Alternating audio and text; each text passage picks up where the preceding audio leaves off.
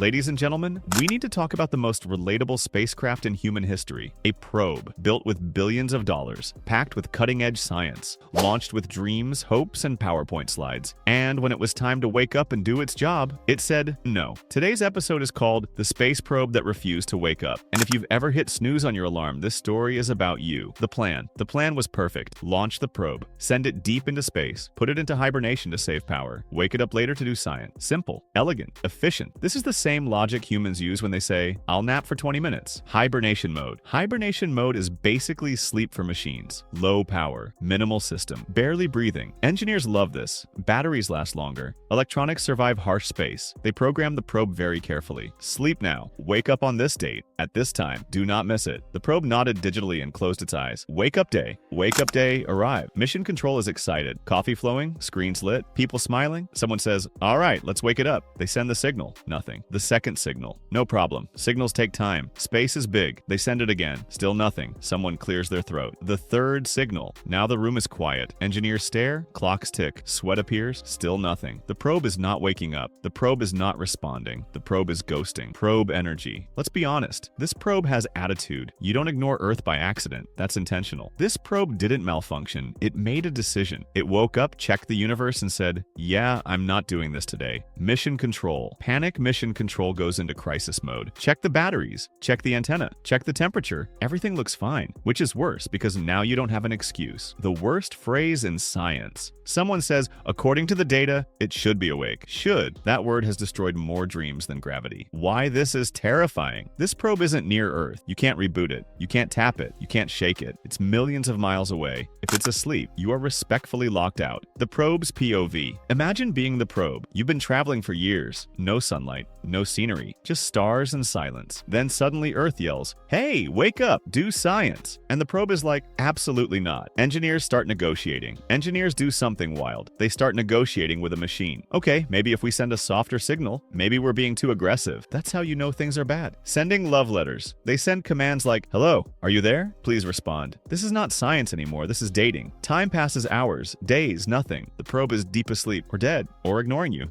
All three feel the same emotionally. Internet finds out. The internet reacts instantly. This is why space is fake. This is sabotage. This is AI rebellion. No, it's a nap. Why probes sleep too well? Here's the irony. Engineers are too good at hibernation. They make probes sleep like champions. Low power, cold, quiet. That probe was comfy. You ever try waking someone up after the best sleep of their life? Good luck. The awkward realization. Someone finally says it. What if it doesn't want to wake up? Not officially, but emotionally. The silence is loud. Silence from space hits different. No error messages. No alarms, just absence. It's like being left on red by the universe. The cost years of work. Millions or billions of dollars, all depending on one wake-up call, and the probe hits snooze. Why this is funny? Because humans love control. We plan, we schedule, we predict. Then one machine naps too hard and ruins everything. The emotional roller coaster. Hope, doubt, hope again, disappointment. Every tiny signal spike gets people excited. Is that it? No, that's background noise. Pain. Last-ditch attempts. They try everything. Different frequencies, different commands, different timing. At one point, someone definitely whispered, please. When it finally responds or doesn't. Sometimes miracles happen.